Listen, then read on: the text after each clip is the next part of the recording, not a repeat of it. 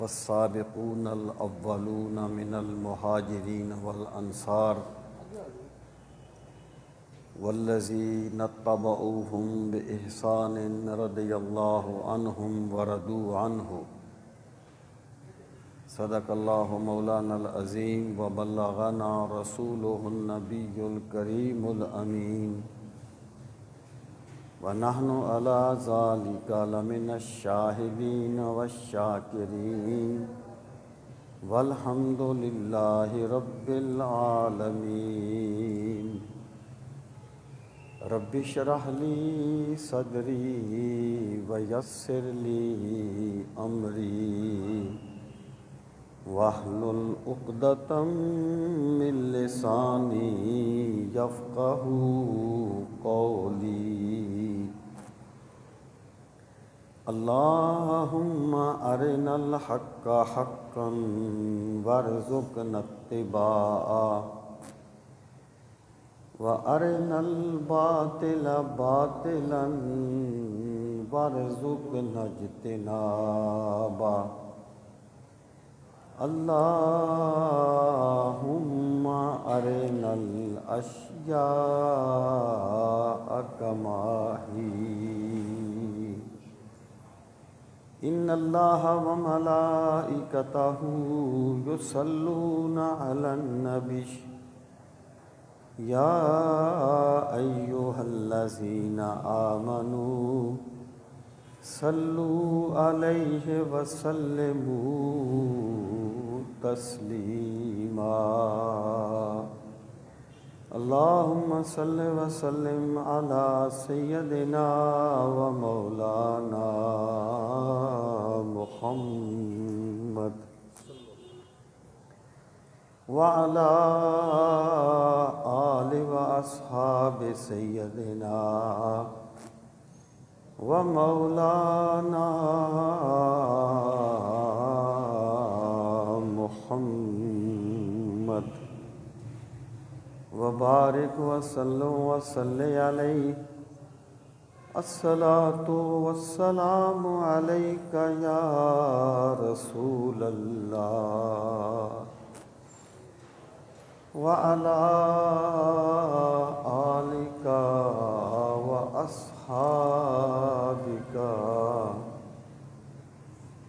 يا حبيب الله الصلاة والسلام عليك يا شفيع المذنبين وعلى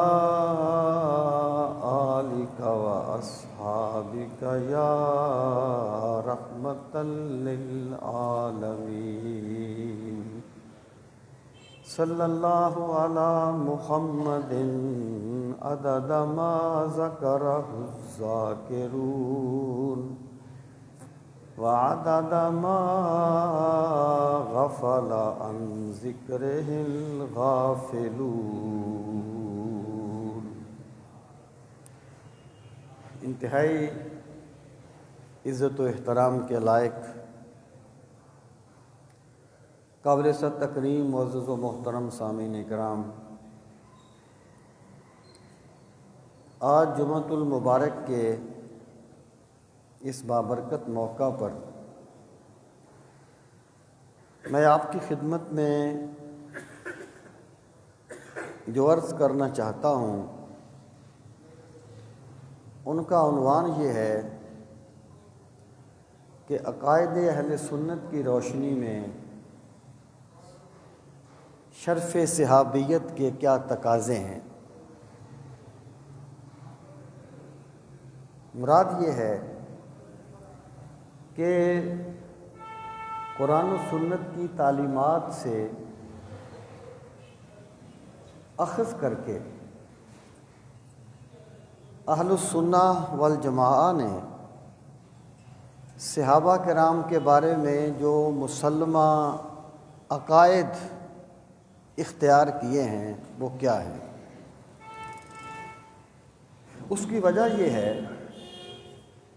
ویسے تو ظاہر ہے ان چیزوں کو ہمیشہ ہی بیان کرنا چاہیے، لیکن خصوصی طور پہ یہ میں اس لیے کر رہا ہوں کہ آج کل ایک جنگ برپا ہے سوشل میڈیا پر. بندے اپنے آپ کو اہل سنت میں شمار کرتے ہیں، ان کا دعویٰ ہے کہ ہم اہل سنت میں سے ہیں. ایک آتا ہے تو وہ صحابہ کرام میں سے کسی پر طعن کرتا ہے اور دوسروں کو میسج یہ جاتا ہے کہ یہ اہل سنت ہیں. اور دوسرا آتا ہے وہ اہل بیت اطہار پر طعن کرتا ہے اور ایسی ایسی باتیں کرتا ہے جن کا اہل سنت کے مسلمات سے کوئی تعلق نہیں ہے. سیدنا علی المرتضیٰ کرم اللہ تعالی وجہہ الکریم کی خلافت کے بارے میں، آپ کی شخصیت کے بارے میں ایسی ایسی باتیں کی جاتی ہیں جنہیں بیان کرنا نقل کفر نباشت کے طور پر بھی میں بیان نہیں کرنا چاہتا. انہیں یاد رہے کہ اہل بیت اطہار یہ ایک الگ بحث ہے کہ اہل بیت میں کون کون سے افراد شامل ہیں، لیکن اس میں کوئی کلام نہیں ہے کہ اہل بیت کا عرف میں جو اطلاق عمومی طور پہ ہوتا ہے وہ سیدنا امام حسن، سیدنا امام حسین، سیدہ فاطمہ الزہرا رضی اللہ تعالی عنہ اور سیدنا علی المرتضیٰ کرم اللہ تعالی وجہہ الکریم کی ذات پر ہوتا ہے. یہ جو چاروں افراد مقدسہ ہیں، اہل بیت میں سے ہونا ان کی ایک الگ شان ہے. ان کی وہ ایک انفرادی فضیلت ہے، ایک جزوی فضیلت الگ ہے. لیکن یہ چاروں کے چاروں افراد مقدسہ شرف صحابیت سے بھی مشرف ہیں. تو جو بندے صحابہ کرام کے بارے میں بعض مسلمات کا ذکر تو کرتے ہیں اور کرنا بھی چاہیے، لیکن اہل بیت اطہار کے بارے میں وہ باتیں کرنا جو نہ شان اہل بیت کے مطابق ہیں نہ شان صحابیت کے مطابق ہیں، یہ دوہرا پن نہیں ہے تو کیا ہے؟ میں یہ عرض کرنا چاہتا ہوں کہ اہل سنت کے عقائد اس بارے میں، صحابہ کرام کے بارے میں، اہل بیت اطہار کے بارے میں، یہ کوئی ایسی چیز نہیں ہے کہ جو پہلے جس پر کبھی بات نہیں ہوئی یا پہلے اس پر اہل سنت نے کوئی چیز طے نہیں کی، بلکہ صدیوں سے ہمارے اکابرین اپنے مسلمہ عقائد اپنی کتابوں میں لکھ چکے ہیں کہ شرف صحابیت یہ ہے اور شرف اہل بیت یہ ہے. اب ایک بندہ آ کے سیدنا امام حسین رضی اللہ تعالی عنہ کا جو تشریف لے جانا ہے اس پر طعن کرے اور پھر یہ کہے کہ میں سنی ہوں، تو یہ اہل سنت پر بہتان عظیم ہے. اہل سنت کے یہ عقائد نہیں ہیں. تو میں یہ چاہتا ہوں کہ چند باتیں جو مسلمہ ہیں انہیں ہم سمجھ لیں تاکہ یہ جو ایک ایسی فضا بن گئی ہے اس میں ہم اپنے ایمان کو محفوظ کر سکیں.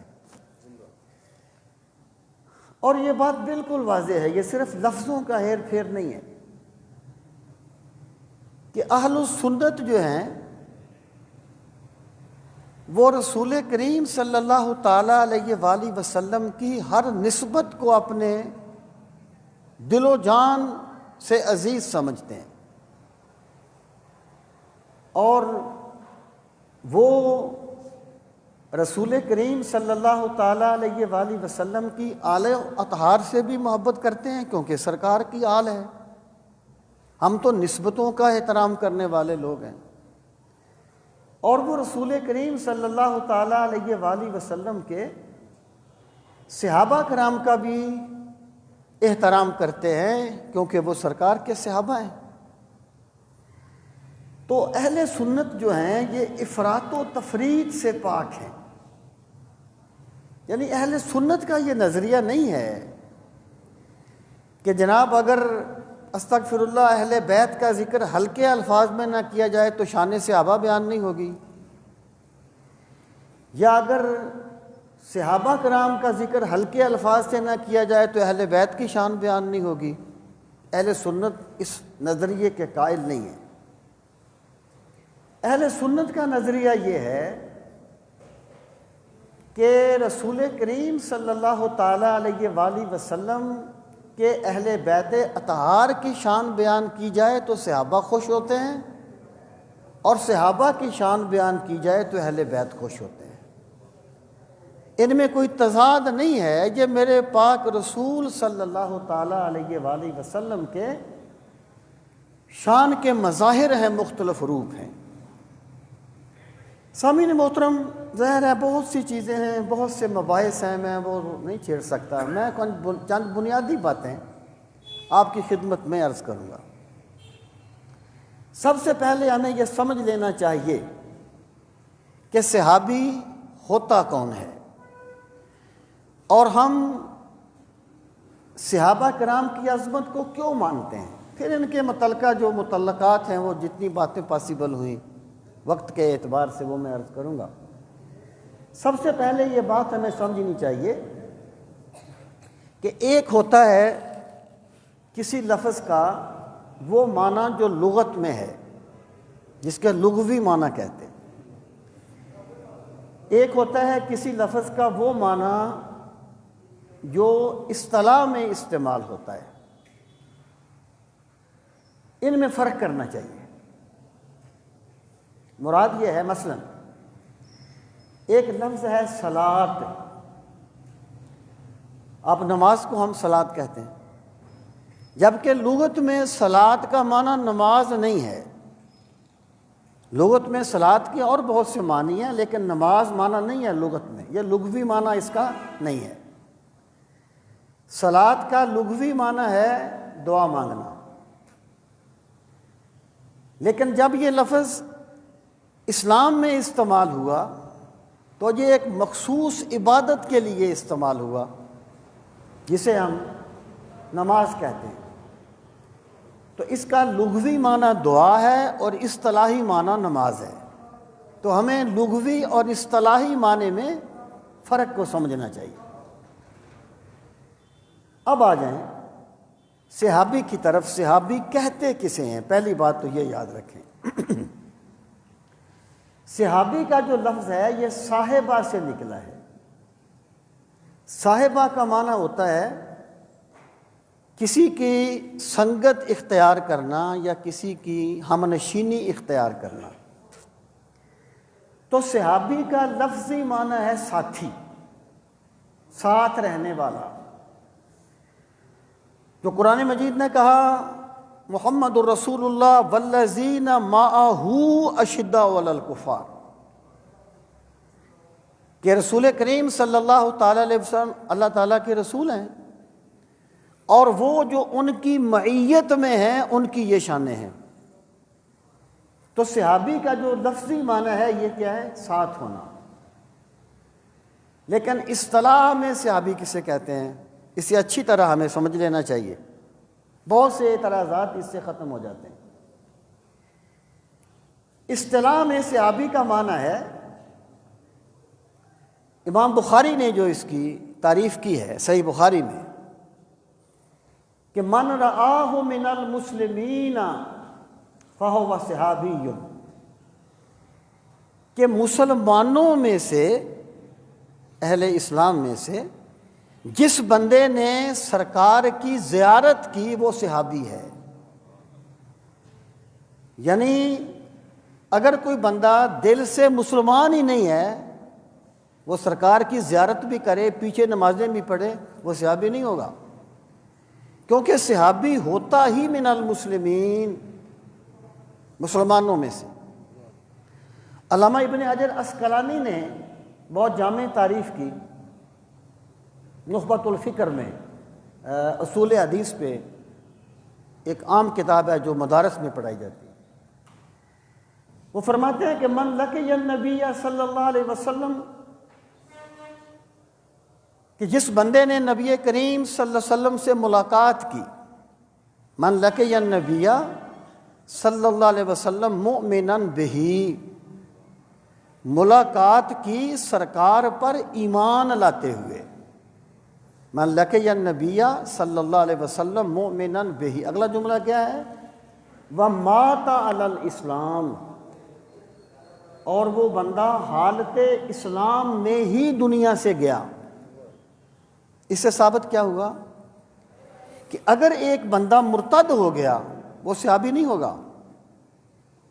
وہ جو روایت بڑی بیان کی جاتی ہے کہ قیامت کے دن کچھ لوگ سرکار کے پاس لائے جائیں گے، سرکار فرمائیں گے میرے صحابی ہیں، تو فرشتے کہیں گے نہیں آپ نہیں جانتے انہوں نے بعد میں کیا کیا، ارتدو، یہ مرتد ہو گئے تھے۔ پھر کہا جاتا ہے دیکھو صحابی ہے اور مرتد ہو گیا تھا۔ بھئی جب وہ مرتد ہو گیا تو صحابی کیسے رہ گیا؟ صحابی کی تو ڈیفینیشن ہی یہ ہے کہ مات علی الاسلام، وہ اسلام پر فوت ہو۔ وَلَوْ تَخَلَّلَتْ رِدَّةٌ عَلَى الْأَصَحِّ، اگر ایک بندہ رسول کریم صلی اللہ تعالیٰ علیہ وآلہ وسلم کی ذات گرامی پر ایمان لایا اور پھر وہ اس نے اسلام چھوڑ دیا، پھر وہ دوبارہ ایمان لے آیا اور ایمان کی حالت میں دنیا میں گیا، تو وہ صحابی ہوگا کہ نہیں، اس میں اختلاف ہے۔ یعنی وہ بندہ اسلام بھی لایا ہے اور اس بندے نے، اس کی موت بھی حالت اسلام میں آئی ہے، لیکن درمیان میں وہ مرتد ہو گیا تھا۔ اس کی مثالیں بھی ہیں، مرتد ہو گیا تھا، اس کو کیا کہیں گے؟ تو صحیح ترین روایت کے مطابق اس کا شمار بھی صحابہ کے نام میں ہوگا۔ وَلَوْ تَخَلَّلَتْ رِدَّةٌ عَلَى الْأَصَحِّ، اگرچہ اصح ترین روایت کے مطابق، یعنی اختلاف ہے اس میں، لیکن وہ صحابی ہوگا۔ ہاں، اگر رسول کریم صلی اللہ تعالیٰ علیہ وآلہ وسلم کا وصال ہو گیا، ابھی آپ کی تدفین نہیں ہوئی، کوئی بندہ آیا اور پریکٹیکلی ایسا ہوا بھی، ایک صاحب اسلام لانے کے لیے آ رہے تھے، اشعث ان کا نام تھا غالباً، اگر میں بھول نہیں رہا، آ رہے تھے اسلام قبول کرنے کے لیے، تو سرکار کا وصال ہو گیا۔ انہوں نے سرکار کی زیارت کی، لیکن کس وقت؟ جب سرکار کا وصال ہو چکا تھا۔ اب زیارت تو کیا نا، اور حالت اسلام میں وہ فوت بھی ہوئے، اس میں اختلاف ہے کہ وہ صحابی ہوگا کہ نہیں۔ تو صحیح ترین روایت کے مطابق وہ صحابی نہیں ہوگا، یعنی صحابی کے لیے شرط ہے کہ وہ سرکار کے وصال سے پہلے آپ سے ملاقات کی۔ یہ جو ملاقات کا لفظ بولا گیا، من لقی النبی، جس نے سرکار سے ملاقات کی، ملاقات سے یہ مراد نہیں ہے کہ بندہ پاس بیٹھے اور چائے پیے اور گپ شپ کرے پھر ہم کہیں گے اس نے ملاقات کی ہے۔ ملاقات سے مراد یہ ہے کہ سرکار کہیں تشریف فرما ہو، بندہ وہاں پہنچ جائے، سرکار کی زیارت کر لے۔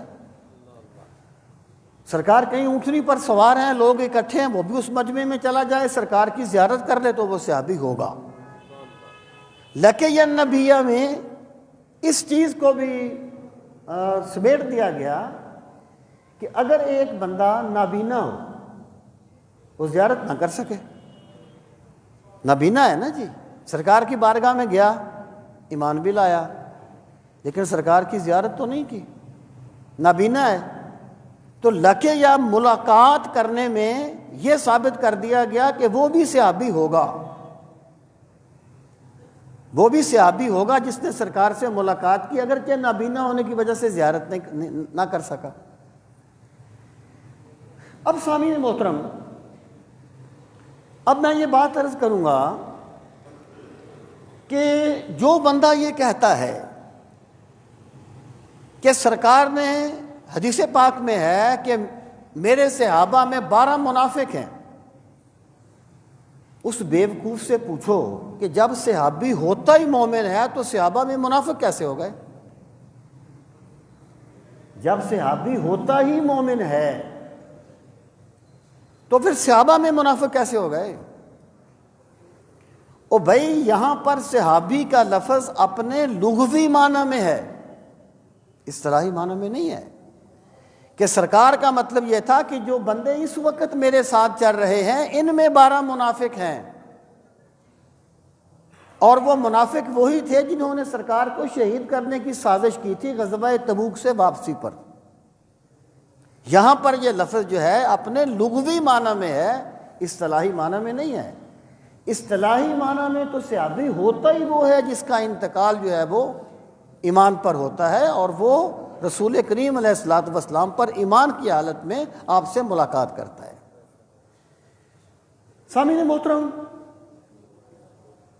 یہ وہ غلط فہمیاں ہیں جو پھیلائی جاتی ہیں۔ اگلی بات میں یہ کروں گا کہ جب ایک مرتبہ سرکار ایک موقع پہ ایک بندے کا ذکر کیا گیا جو منافق تھا، تو حضرت عمر نے کہا کہ اللہ کے رسول میں اسے قتل نہ کر دوں؟ آپ نے فرمایا نہ قتل نہ کرو، لوگ یہ کہیں گے ان محمدن یقتل اصحابہ، کہ محمد صلی اللہ علیہ وسلم اپنے اصحاب کو قتل کر دیتے ہیں۔ تو یہاں اصحاب لغوی معنی میں ہے کہ جو ساتھی ہیں ان کے جو ساتھ ہیں، یہاں شرعی معنی میں نہیں ہے کہ صحابی، ورنہ تضاد ہے۔ صحابی کی ڈیفینیشن ہی یہ ہے کہ جو بندہ حالت ایمان میں دنیا سے جائے۔ تو ہمیں لفظی معنی میں اور شرعی معنی میں فرق کرنا چاہیے۔ وہ جو قرآن مجید کی آیت ہے اصحاب النار و اصحاب الجنہ، یہ کچھ جاہل اجہل کہتے ہیں کہ دیکھو بعض صحابہ جنتی ہیں اور بعض دوزخی ہیں۔ بھئی یہاں صاحب کا لفظ اپنے لغوی معنی میں ہے، دوزخ کی صحابی، دوزخ کی مصاحبت اس سے مراد ہے، دوزخ والے اور جنت والے، جہاں صحابی کا تو ذکر ہی نہیں ہے۔ اور صحابی دوزخ میں نہیں جائے گا جس نے میرے پاک رسول کی زیارت کر لی ہے، میرے خدا نے اس کے لیے جنت کو لازم کر دیا ہے۔ کلم وعد اللہ الحسنی، اللہ نے سب کے ساتھ جنت کا وعدہ فرمایا۔ سامعین محترم، اب میں یہاں پر ایک اور چیز بھی عرض کروں، وہ یہ ہے کہ صحابی کے لیے بالغ ہونا شرط نہیں ہے۔ یعنی اگر کوئی بچہ شعور کی زندگی میں ہے لیکن بالغ نہیں ہے، وہ سرکار کی زیارت کرے تو وہ صحابی ہوگا۔ صحابی کے لیے بالغ ہونا شرط نہیں ہے، یہ بالغ ہونے کی شرط ناسبیوں نے لگائی ہے۔ اور میں یہ بات بھی عرض کر دوں، ناسبی دفاع صحابہ کرنے کو نہیں کہتے، ناسبی اہل بیت پر تان کرنے والوں کو کہتے ہیں۔ الذین یسبون علیٰ، جو حضرت علی کو گالیاں دیتے ہیں ان کو ناسبی کہتے ہیں۔ یہ کبھی میں آپ بتاؤں گا یہ فرقوں کی تاریخ آپ کو کہ یہ کیا ہے یہ کیا ہے۔ بہرحال میں یہ عرض کرنا چاہتا ہوں کہ دیکھیں یہ جو باطل ہوتے ہیں نا، باطل پرست لوگ، یہ بہت محنت کرتے ہیں، اس لیے انہوں نے ناحق کو حق ثابت کرنا ہوتا ہے۔ انہوں نے پوری امت کے مشرب سے ہٹ کر ایک مشرب اختیار کرنا ہوتا ہے، وہ بہت محنت کرتے ہیں اور بڑی دور کی کوڑیاں ملاتے ہیں۔ ناسبیوں نے یہ سوچا کہ اگر حضرت امام حسین رضی اللہ تعالی عنہ کو ہم تو کہتے ہیں کہ وہ استغفر اللہ باغی تھے، اللہ یعوذ باللہ، تو اگر وہ صحابی ہیں تو پھر ہم ان کو یہ تو نہیں کہہ سکتے، ہم ان پر پھر تان تو نہیں کر سکتے۔ تو انہوں نے کہا کہ جی امام تو خیر وہ کہتے ہی نہیں ہیں، وہ تو حضرت حسین کہتے ہیں۔ انہوں نے کہا کہ امام حسین رضی اللہ تعالی عنہ جب سرکار کا وصال ہوا تو ان کی عمر تو 6 یا 6.5 یا 7 سال تھی، وہ تو بالغ ہی نہیں تھے، تو وہ صحابی کیسے ہو گئے؟ یعنی انہوں نے سب سے پہلا جو نقطے کی بات پکڑی ہے وہ یہ کہا کہ امام حسین صحابی نہیں ہے کیونکہ وہ بالغ نہیں تھے، جبکہ میرے بھائی محدثین نے صحابیت کے لیے بلوغت کو شرط قرار نہیں دیا۔ سیدنا امام حسین صحابی ہیں اور صاحب روایت صحابی ہیں. کتب احادیث میں ان سے مروی احادیث ہیں. ناسبیوں نے یہ کہا، جبکہ اگر آپ دیکھیں تو محدثین نے لکھا ہے. ایک بات یاد رکھنا، شاذ قول پہ عقیدے نہیں بنتے، عقیدے مسلمات پہ بنتے ہیں. شاذ قول وہ ہوتا ہے کہ پوری امت ایک بات کہہ رہی ہے، کوئی ایک انفرادی طور پہ بندہ دوسری بات کہہ دیتا ہے. شاذ اقوال جو ہوتے ہیں نا، ان کا حکم یہ ہے کہ اس کو مانا نہیں جاتا، اس کی کوئی اہمیت نہیں ہوتی. اگر وہ بندہ صاحب علم ہے تو اس کی بات پر سکوت اختیار کر لیا جاتا ہے کہ بھائی یار وہ جانے، اس کا کام جامع، لیکن یہ جمہور کا عقیدہ نہیں ہے، یہ عقیدہ نہیں ہے، یہ مسلمہ بات نہیں ہے. ابن حجر عسقلانی محدث ہیں، فتح الباری بخاری کی شرح، اس میں کہتے ہیں منہم من اشترط ان یکون بالغا حین اجتماعہ فہو مردود، کہ کچھ لوگوں نے یہ کہا کہ صحابی کے لیے شرط ہے کہ وہ بالغ ہو، جب سرکار سے اس کی ملاقات ہو بالغ ہو. کہتے ہیں لیکن یہ شرط مردود ہے، یہ محدثین نے رد کر دی ہے. صحابی کے لیے صرف شعور شرط ہے کہ وہ سمجھے کہ میں سرکار کی زیارت کر رہا ہوں، اتنی اس کی عمر ہو. تو صحابیت کے لیے بلوغت کوئی شرط نہیں ہے، یہ ناسبیوں نے لگائی تھی. اور میں بار بار کہہ رہا ہوں کہ نہ حب اہل بیت رفض ہے، نہ حب صحابہ ناسبیت ہے. رفض بغض صحابہ ہے اور ناسبیت بغض اہل بیت ہے. وہ جو امام شافعی کا ایک بڑا معروف شعر ہے نا کہ فَلْيَشْهَدِ الثَّقَلَانُ لَوْ كَانَ رِفْضُ حُبَّ آلِ مُحَمَّدٍ فَلْيَشْهَدِ الثَّقَلَانُ انی رافض. یہ شعر ہے کتابوں میں ہے، حضرت مجدد پاک نے بھی اس کو لکھا ہے ملفوظات میں اپنے مکتوبات شریف میں. اور یقین جانے میں نے اس شعر کی تحقیق کے لیے پورا امام شافعی کا دیوان خریدا تھا، لیکن یہ دیوان میں نہیں ہے. بالکل ہوگا، میں یہ نہیں کہتا کہ نہیں ہے، ہوگا، لیکن ذرا اس پہ آپ غور کیجئے وہ فرماتے کیا ہیں. امام شافعی فرماتے ہیں کہ اگر اہل بیت کی محبت رفض ہے تو پھر جنوں ان سے گواہ ہو جائیں کہ میں رافضی ہوں. مطلب کیا ہے کہ میں اہل بیت سے محبت کرتا ہوں لیکن رافضی نہیں ہوں. اس کا مطلب یہ اہل بیت کی محبت رفض نہیں ہے، رفض بغض صحابہ ہے.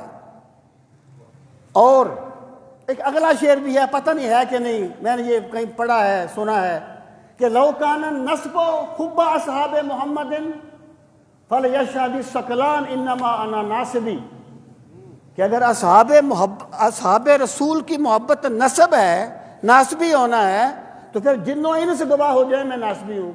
مطلب کیا ہے کہ میں صحابہ سے محبت کرتا ہوں لیکن ناسبی نہیں ہوں، اہل بیت سے محبت کرتا ہوں لیکن رافضی نہیں ہوں. کیونکہ رفض جو ہے وہ بغض صحابہ کا نام ہے اور نسب بغض اہل بیت کا نام ہے. تو یہ جو شرط ہے نا، یہ خام کا فیشن کے طور پہ کسی کو ناسبی کہہ دینا، یہ جہالت ہے. اگر اتنا تمہیں شوق ہے نا ناسبیوں کو سمجھنے کا تو ذرا پڑھ لیں ان کی کتابیں. وہ تو اپنی کتابیں مفت تقسیم کر رہے ہیں ہماری جنریشن کو گمراہ کرنے کے لیے. اور ہمارے بچوں کا المیہ یہ ہے کہ ان کے پاس اپنی معلومات نہیں ہوتی، نہ کسی سے جا کے سمجھنا چاہتے ہیں کہ بات کیا ہے. کتابیں ان کی پڑھتے ہیں اور بولی ان کی بولنی شروع کر دیتے ہیں. تو میں یہ عرض کر رہا تھا یہ ناسبیوں نے لگائی تھی شرط، اس کی کوئی محدثین کے نزدیک اس کی کوئی اہمیت نہیں ہے. دوسری بات میں یہ عرض کروں گا کہ اگر کوئی بچہ شعور کی عمر کو نہیں پہنچا اور وہ سرکار کی زیارت کرے تو وہ صحابی نہیں ہوگا، وہ تابعی ہوگا. جیسے حضرت محمد بن ابو بکر، حضرت محمد بن ابو بکر حجۃ الوداع کے موقع پر ان کی ولادت ہوئی ہے، اور 3 مہینے کے بعد سرکار کا وصال ہو گیا ہے۔ وہ صحابی نہیں ہیں، وہ تابعی ہیں۔ لطف کی بات یہ ہے، جنہیں ابو بکر کی صحابیت نظر نہیں آتی، وہ محمد بن ابو بکر کی صحابیت ثابت کرنے پہ تلے ہوئے ہیں۔ صحابیت کے لیے شعور شرط ہے۔ 2 3 4 مہینے کا بچہ اگر سرکار کی زیارت کرے گا بھی تو صحابی نہیں ہوگا، کیونکہ اسے پتہ نہیں ہے کہ میں کس کی زیارت کر رہا ہوں۔ سامعین محترم، اب آ جائیں۔ میں نے عرض کر دیا کہ صحابی کا لغوی معنی کیا ہے، صحابی کا شرعی معنی کیا ہے، اور جو معروف باتیں تھیں وہ اس تعریف کی تناظر میں نے عرض کر دی۔ اگر ہم ان چیزوں کو سمجھ لیں تو بہت سی باتیں اپنے آپ ختم ہو جاتی ہیں۔ آج کل تو صحابہ پر تان جو ہے نا فیشن کے طور پہ کیا جاتا ہے، اہل بیت پہ تان فیشن کے طور پہ کیا جاتا ہے، اور پھر بدقسمتی کیا ہے؟ دیکھیں، کچھ چیزیں ہوتی ہیں گراؤنڈ ریالٹیز، انہیں ماننا چاہیے۔ یعنی میں ایک مثال دیتا ہوں کہ اگر کوئی، یعنی میرے حیث کا بندہ کوئی جھوٹ بولتا ہے تو یار جھوٹ تو میں نے بولا ہے نا، مولویوں نے تو نہیں بولا نا، میری ذات نے بولا ہے نا۔ لیکن لوگ تو یہی کہیں گے نا مولوی نے جھوٹ بولا ہے، مولوی ایسا کرتے ہیں۔ یہ گراؤنڈ ریالٹیز ہیں، ان کو ماننا چاہیے۔ یعنی ایک بندہ اٹھ کے کہتا ہے کہ جناب حضرت علی کی تو خلافت راشدہ ہی نہیں تھی، اور پھر وہ کہتا ہے میں اہل سنت میں سے ہوں۔ اہل سنت کا اس عقیدے سے کیا تعلق ہے؟ تم شروع ہو جاتے ہو کہ جناب استغفر اللہ یزید صحیح تھا، اہل سنت کا اس سے کیا تعلق ہے؟ اہل سنت کے عقائد وہ ہیں جو ہماری کتابوں میں صدیوں پہلے بیان کر دیے گئے ہیں۔ آج کل کے بندوں کی بات نہیں، ان کو پرکھو۔ اگر میں کہوں نا کہ میں سنی ہوں تو میرا کہنا کافی نہیں ہے، میری بات کو پرکھا جائے گا کتابوں کی روشنی پر۔ کسوٹی میری کتابیں ہیں، میں نہیں ہوں۔ سامعین محترم، اب آپ آ جائیں کہ صحابہ کرام کا جو شرف ہے، حضرت عبداللہ ابن مسعود فرمایا کرتے تھے کہ صحابہ وہ لوگ تھے جن کے ایمان پہاڑوں سے مضبوط تھے اور جن کے مزاج میں سادگی تھی۔ ان کا ایمان پہاڑوں سے بڑھ کر مضبوط تھا، اور فرماتے تھے کہ اللہ تعالیٰ نے لوگوں کے دلوں پر نظر ڈالی، جو دل اللہ کو سب سے بہتر نظر آئے انہیں اپنے نبی کا صحابی بنا دیا۔ اور اصحاب رسول وہ ہیں جو انبیاء کے بعد افضل ترین گروہ ہے اس کائنات میں، وہ میرے نبی کے صحابہ ہیں۔ اور میں کوئی دور کی کوڑیاں نہیں ملا رہا، کنتم خیر امت اخرجت للناس۔ اس کا اولی مخاطب کون ہے؟ صحابہ کرام ہیں۔ تم بہترین لوگ ہو جو نکالے گئے ہو لوگوں کے لیے۔ اور سامعین محترم، پھر دیکھیے، صحابہ کرام کے بہت سے فضائل قرآن و سنت میں بیان کیے گئے۔ تمام صحابہ کے بارے میں اللہ پاک نے فرمایا اللہ ان سے راضی ہو گیا اور وہ اللہ سے راضی ہو گئے، اور پھر فرمایا کہ اللہ نے ان کے دلوں میں ایمان راسخ کر دیا۔ وَزَيَّنَهُ فِي قُلُوبِكُمْ، تمہارے دلوں میں مزین کر دیا۔ اللہ نے ان کے دلوں میں نیکی کی محبت پیدا کر دی۔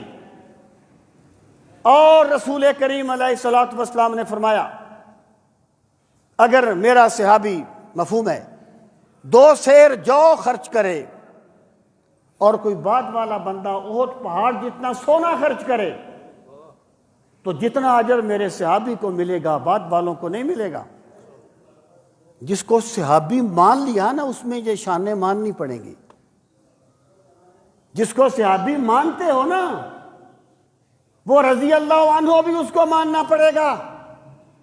جس سے اللہ راضی ہو گیا تو راضی کیوں نہیں ہوتا؟ جس کے بارے میں اللہ نے اعلان کر دیا کہ اس کا ایمان پختہ ہے، تو کون ہے اس کا ایمان پہ تان کرنے والا؟ سامعین محترم، صحابہ کرام کی عظمت کو ماننا کیوں ضروری ہے؟ اس کے بہت سے اسباب ہیں۔ پہلی بات یہ ہے کہ صحابہ کرام رسول کریم صلی اللہ تعالی علیہ وآلہ وسلم کے شاگرد ہیں۔ میرے پاک نبی کی 23 سالہ محنت کا ثمرہ ہے اصحاب رسول صلی اللہ تعالی علیہ وآلہ وسلم۔ اور جانتے ہیں آپ، جب سرکار غزوہ بدر میں گئے تھے نا، سرکار کی نظر میں صحابہ کیا تھے؟ جب سرکار گئے تھے نا غزوہ بدر میں، تو منکرین، وہ مشرکین کی تعداد تو بہت زیادہ تھی، اور مسلمانوں کے پاس تو اتنا مال و دولت بھی نہیں تھا، وہ جنگی ساز و سامان بھی نہیں تھا۔ اس وقت سرکار نے دعا مانگی تھی ایک مقام ناز پہ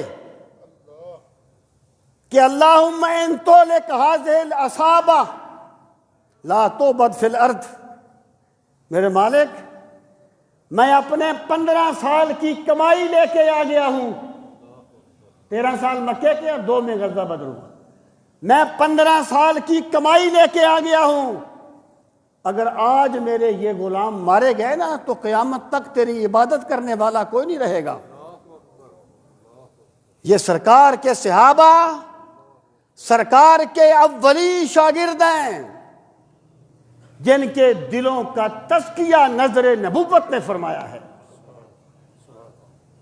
جن کو ایمان نگاہ نبوت کے صدقے میں ملا ہے۔ دیکھیے، آپ کسی لیڈر کو دیکھیں، آپ کو پوری اس کی تاریخ میں اس کی جھلک نظر آئے گی۔ بالکل، یہ ایک بڑی واضح سی بات ہے۔ یعنی آپ کسی لیڈر کو دیکھیں، اب میں نام نہیں لیتا، اس لیڈر کا مزاج آپ کو پوری تاریخ میں نظر آئے گا۔ اگر کسی تاریخ کا لیڈر آگ لگا دینے والا مقرر ہے تو پوری تاریخ میں آگ لگا دینے والے مقرر آپ کو نظر آئیں گے۔ اگر کسی تاریخ کا لیڈر دھیمے آواز میں بولتا ہے، پوری تاریخ دھیمے آواز میں بولتی آپ کو نظر آئے گی۔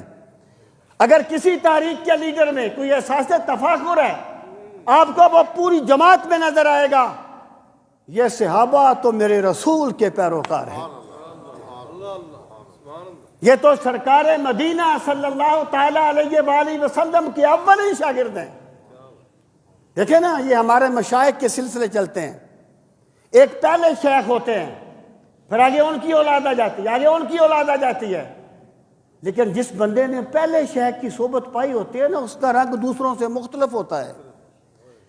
یار، اگر تیرے شیخ کا رنگ اس کے مریدوں میں نظر آتا ہے تو کملی والے کا رنگ ان کے غلاموں میں کیوں نظر نہیں آئے گا؟ یہ رسول کریم صلی اللہ تعالی علیہ وآلہ وسلم کے اولین شاگرد ہیں، جن کے دلوں کا تزکیہ سرکار نے نظر نبوت سے فرمایا ہے۔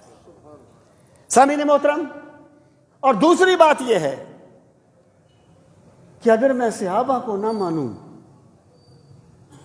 تو میں اسلام کو مان نہیں سکتا۔ امام ابو زرع امام مسلم کے استاد ہیں، فرمایا کرتے تھے لو رأیت احدا ینتکس بے احد اصحاب رسول اللہ صلی اللہ علیہ وسلم فعلم انہ زندیق، فرماتے تھے اگر تم کسی بندے کو پاؤ کہ جو رسول کریم صلی اللہ تعالی علیہ وآلہ وسلم کے اصحاب میں سے کسی کی تنقیص کرتا ہو، تان نہیں، گالی نہیں، تنقیص کرتا ہو، تو جان لو کہ وہ زندیق ہے۔ کیوں؟ فرماتے تھے والقرآن حق والرسول حق وما جاء به حق، قرآن حق ہے، رسول حق ہے، اور رسول پہ جو کچھ نازل ہوا حق ہے۔ کہتے تھے لیکن ہمیں قرآن بھی صحابہ کے صدقے میں ملا ہے، اور سرکار کی سنتیں بھی صحابہ کے صدقے میں ملی ہیں۔ اگر صحابہ کرام قرآن کو جمع نہ کرتے تو ہم تک کیسے پہنچتا؟ میں ابو بکر کو اس لیے کامل مومن مانتا ہوں کہ اگر میں ابو بکر کو کامل مومن نہ مانوں تو میں قرآن کو مان نہیں سکتا۔ میں عمر و عثمان کو، علی کو کامل مومن مانتا ہوں۔ کیوں؟ اگر میں ان کی صحابیت میں شک کروں گا، ان کے ایمان میں شک کروں گا، تو میرا قرآن پہ ایمان کیسے رہے گا جسے انہوں نے جمع کر کے مجھ تک پہنچایا ہے؟ سامعین محترم، سرکار کے صحابہ واسطہ ہیں دین میں۔ فرماتے تھے، امام ابو زرع فرماتے تھے کہ جو بندہ صحابہ پہ تان کرتا ہے نا، دراصل وہ مجھے قرآن سے بدگمان کرنا چاہتا ہے، وہ مجھے سنت رسول سے بدگمان کرنا چاہتا ہے۔ کیونکہ اگر سرکار کے صحابہ روایت نہ کرتے، حضرت علی کی شان والی روایات کس نے کی ہیں؟ صحابہ نے کی ہیں نا، دوسرے صحابہ نے کی ہیں۔ تو سرکار کی سنتوں کو صحابہ نے بیان کیا ہے، اس لیے اگر میں اصحاب رسول پر ایمان نہیں لاتا تو پھر میرا قرآن پر ایمان نہیں رہے گا۔ سرکار کی سنتوں پہ پورے ذخیرہ حدیث سے میرا ایمان اٹھ جائے گا۔ سامعین محترم، اگلی بات میں یہ عرض کرنا چاہتا ہوں کہ اہل سنت ہر صحابی کا ادب کرتے ہیں، ہر صحابی کا۔ میں آپ کو ایک مثال دیتا ہوں۔ حضرت امیر معاویہ اور حضرت علی المرتضیٰ کرم اللہ تعالی وجہ الکریم، یہ جنگ صفین کوئی پچھلے سال نہیں ہوئی تھی، یہ جنگ جمل کوئی پچھلے مہینے نہیں ہوئی، یہ 1400 سال پہلے کی باتیں ہیں۔ ہمارے علماء نے ہر چیز کو بیان کر دیا ہے۔ اب ذرا دیکھ لیں اہل سنت کا عقیدہ کیا ہے۔ اور میں امام احمد رضا خان فاضل بریلی، جنہیں اعلیٰ حضرت کہتے ہوئے تمہاری زندگیاں گزری ہیں، وہ فرماتے ہیں، یعنی لوگ کہتے ہیں نا عجیب و غریب قسم کی باتیں ہیں۔ میں یہ عرض کرنا چاہتا ہوں، ہماری یہ مسجد اہل سنت کی مسجد ہے، اور ہم اہل سنت کے ہر عقیدے کو نہ صرف مانتے ہیں بلکہ اس کا پرچار کرتے ہیں۔ امام احمد رضا خان فاضل بریلی فرماتے ہیں کہ فرق مراتب بے شمار ہم حضرت امیر معاویہ اور حضرت علی کے مقام کو برابر نہیں سمجھتے۔ مت کہو کہ تم کسی کو حضرت علی سے آگے کرتے ہو۔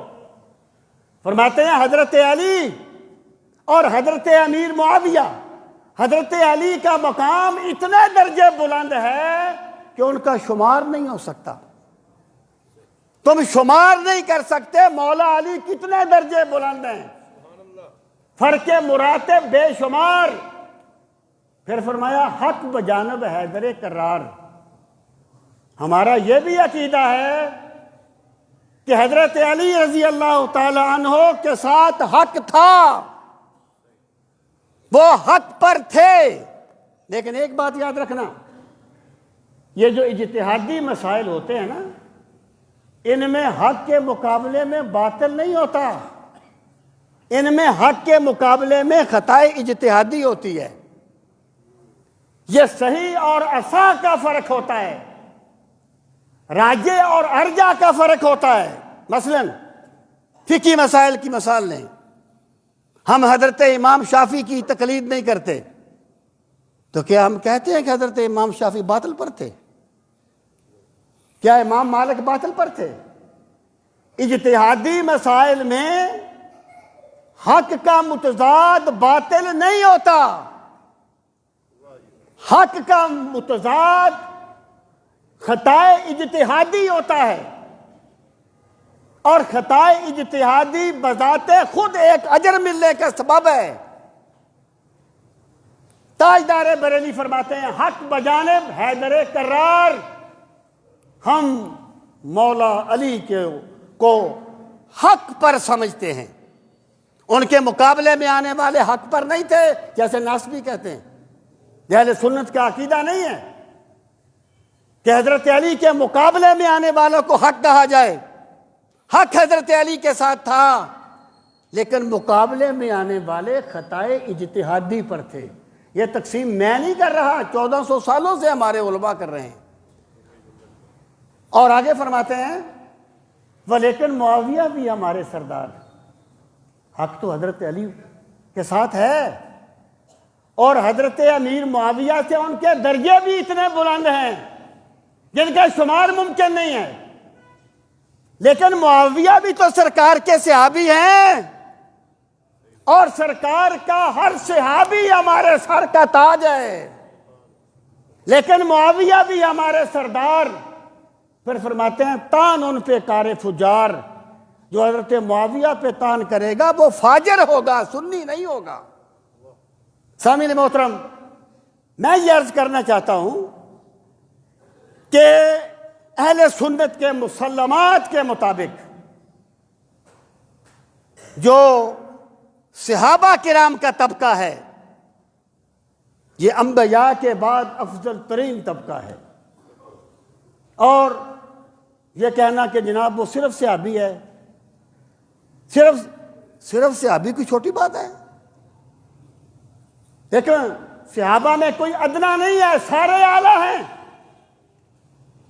لیکن جس سے دیگر تمام صحابہ کا مقام بلند ہے، دنیا کے غوث کتب ابدال اس کی گرد راہ کو نہیں پہنچ سکتے، کیونکہ اس نے ایمان کی حالت میں سرکار مدینہ کی زیارت کی ہے. یہ کوئی چھوٹا شرف نہیں ہے، یہ شرف صحابیت ہے، جس کے بارے میں میرے اللہ نے اعلان فرمایا کلم وعد اللہ الحسنی، میں اپنے نبی کے تمام صحابہ سے جنت کا وعدہ کرتا ہوں. اور سامعین محترم، اب میں یہ بات بھی عرض کروں کہ صحابہ کرام کے اعمال پوری امت سے افضل ہیں، لیکن شرف صحابیت کا سبب ان کے اعمال نہیں ہیں، سرکار کی زیارت ہے. والذین معہ، جو ان کی معیت میں ہیں، ان کی افضلیت اور شان کا سبب یہ ہے انہوں نے سرکار کی زیارت کی ہے. اگر ایک صحابی سرکار پر ایمان لائے، اسی وقت فوت ہو جائے، کوئی نماز نہ پڑھے، اس نے کوئی روزہ نہیں رکھا، لیکن دنیا کے غوث کتب ابدال اس کی گرد راہ کو نہیں پہنچ سکتے، کیونکہ اس نے سرکار مدینہ کو تکنے کی عبادت کی ہے. عشق کی ایک جست نے طے کر دیا قصہ تمام، اس زمین و آسمان کو بے قرار سمجھا تھا میں. سامعین محترم، اب میں یہ بات عرض کروں کہ جو صحابہ کرام ہیں ان کی تعداد 5، 10 یا 15، 20 نہیں ہے، وہ میرے پاک رسول کی 23 سالہ محنت کا ثمرہ ہیں. اللہ پاک نے فرمایا 30,000 صحابہ، آج سے پہلے 30,000 صحابہ تو تبوک میں گئے تھے. سرکار حج کرنے کے لیے تشریف لے گئے، 1,25,000 صحابہ سرکار کی معیت میں تھے. وَرَأَيْتَ النَّاسَ يَدْخُلُونَ فِي دِينِ اللَّهِ أَفْوَاجًا، اور تو دیکھے گا کہ لوگ فوج در فوج اسلام میں داخل ہو رہے ہیں. صحابہ کرام کی تعداد 5، 10، 20، 25 نہیں ہے. صحابہ کرام کی تعداد جو کتابوں میں بیان کی گئی 1,40,000 یا 2,40,000 ہے. چند صحابہ نہیں ہیں، اور سرکار کے جتنے بھی صحابہ ہیں ان پر ان کی عظمت کو سلام کرنا یہ اہل سنت کے مسلمات میں سے ہے. سامعین محترم، آخری بات میں کر رہا ہوں، وقت ختم ہو گیا، کہ سرکار کا کوئی بھی صحابی ہو، کسی کی عظمت کو بیان کرنا منع نہیں ہے. حضرت شیخ عبد القادر جیلانی الغنیہ لطالبی طریق الحق میں فرماتے ہیں اتفق اہل السنہ علی وجوب الکف عما شجر بینہم وبیان مساویہم واظہار فضائلہم ومحاسنہم، کہ اس پر اہل سنت کا اتفاق ہے۔ کس چیز پر؟ علی وجوب الکف عما شجر بینہم، کہ صحابہ کرام میں جو جھگڑے ہوئے ہیں تم ان سے اپنی زبانوں کو بند رکھو گے، تمہیں حق نہیں ہے کسی پر تان کرنے کا۔ رسول کریم علیہ السلام نے فرمایا اذا ذکر اصحابی فامسکوا، جب میرے صحابہ کا ذکر کیا جائے اپنی زبانوں کو کنٹرول کیا کرو۔ تم کون ہوتے ان کے بارے میں فتوے دینے والے جن کے بارے میں میرا رب جنت کا اعلان کر چکا؟ تمہارے بولنے سے وہاں کیا فرق پڑتا ہے؟ اور یہ اہل سنت کا عقیدہ ہے کہ صحابہ کرام کے بارے میں ان میں جو مشاجرات ہوئے ان سے کف لسان واجب ہے۔ اور اگلا کی جملہ کیا ہے؟ وَإِظْهَارِ فَضَائِلِهِمْ وَمُحَاسِنِهِمْ، اور صحابہ کرام کے فضائل کو بیان کرنا، ان کے محاسن کو بیان کرنا، یہ بھی لازم ہے۔ اس پر بھی اہل سنت کا اتفاق ہے۔ سامعین محترم، میں یہ بات عرض کرنا چاہتا ہوں کہ اہل سنت وہ لوگ ہیں جو سرکار کی ہر نسبت کا احترام کرتے ہیں، جو سرکار کے صحابہ کا بھی احترام کرتے ہیں، سرکار کے اہل بیت کا بھی اظہار کرتے ہیں۔ اور اہل سنت کا عقیدہ سن لیں، یہ ہمارے مسلمات میں سے ہے۔ وَنَكُفُّ عَنْ ذِكْرِ الصَّحَابَةِ إِلَّا بِخَيْرٍ، اہل سنت کا عقیدہ یہ ہے ہم کسی صحابی کا ذکر جب بھی کریں گے خیر سے کریں گے۔ وَلَا نَذْكُرُهُمْ إِلَّا خَيْرًا، امام طحاوی کہتے ہیں ہم صحابہ کرام کا ذکر جب بھی کرتے ہیں خیر سے کرتے ہیں۔ ایک بندہ دلیلیں لے کے آتا ہے، جناب امام حسین نے یہ کیا، جناب فلاں نے یہ کیا، مجھے بتاؤ کہ صحابی ہے یا نہیں؟ اگر تم اہل سنت میں سے ہو، اہل سنت کے عقائد وہ نہیں ہیں جو تو کہتا ہے، اہل سنت کے عقائد وہ ہیں جو صدیوں سے ہماری کتابوں میں لکھے ہوئے ہیں۔ اور اہل سنت کا عقیدہ کیا ہے کہ صحابہ کرام کا ذکر جب بھی کرنا ہے خیر سے کرنا ہے، بھلائی سے کرنا ہے۔ اور امام طحاوی نے لکھا من احسن القول فی ازواج النبی صلی اللہ علیہ وسلم واصحابہ وذریاتہ فقد برئ من النفاق، کہ جس بندے نے سرکار کے صحابہ کرام، سرکار کی اہل بیت اطہار، سرکار کی ازواج مطہرات کے بارے میں جب بھی کلام کیا، احسن القول، بڑا خوبصورت کلام کیا، فقد برئ من النفاق، یہ علامت ہے کہ اللہ نے اسے منافقت سے آزاد کر دیا ہے۔ ہم تو سرکار کے اصحاب، اہل بیت، ازواج مطہرات کا ذکر خیر سے کرنے کو ایمان کی علامت سمجھتے ہیں۔ یہ اہل سنت کا عقیدہ ہے۔ سامعین محترم، اللہ تعالی ہمیں فتنوں سے محفوظ رکھے۔ اور میں آپ سے صرف یہ عرض کروں گا کہ آج کل کی ٹین ٹین کو چھوڑو، خدا را اپنے عقائد کی کوئی ایک کتاب پڑھ لو، صدیوں پہلے والی کسی ایک کتاب کا ترجمہ پڑھ لو، آپ کو پتہ چل جائے گا سنیوں کا کیا عقیدہ ہے اور سنی کیا ہے۔ اللہ تعالی ہم سب کو اپنے دین کا فہم صحیح نصیب فرمائے۔ وما علینا الا